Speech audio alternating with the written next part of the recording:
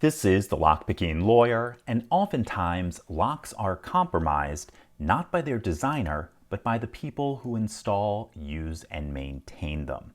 And that's the case with the lock I have for you today. It's a Simplex 900 series dead latch, and it was sent in by Alexander in Virginia. It's a fairly solid mechanical push-button combination lock that differs from many similar-looking products in that the order the numbers are entered actually matters. That's because rather than using the simple sliding plate mechanism, this has a series of rotors inside. When you push a button, it engages the associated rotor with an axle, then turns the axle roughly 30 degrees. Then when you push a second button, its rotor engages and the axle turns again, advancing both rotors. Then when you press the third button, all three rotors are turned, and so on and so forth. This does a few things. First, it makes the order you press the buttons critical. Second, it allows pressing two buttons at once as a valid entry.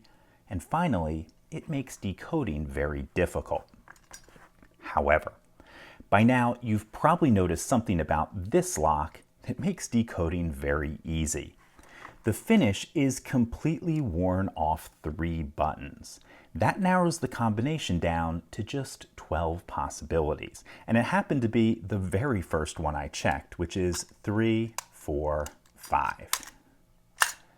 Believe it or not, this is a pretty common condition for these locks because you need to press the buttons pretty firmly. And these are usually found in institutional settings where they get a lot of use. Another very common problem is that folks leave them set to the factory default, which is pressing 2 and 4 simultaneously, then 3. For some reason, I see that in hospitals all the time.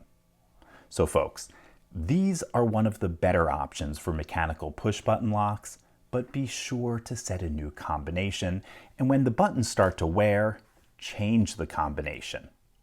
In any case, that's all I have for you today. If you do have any questions or comments about this, please put them below.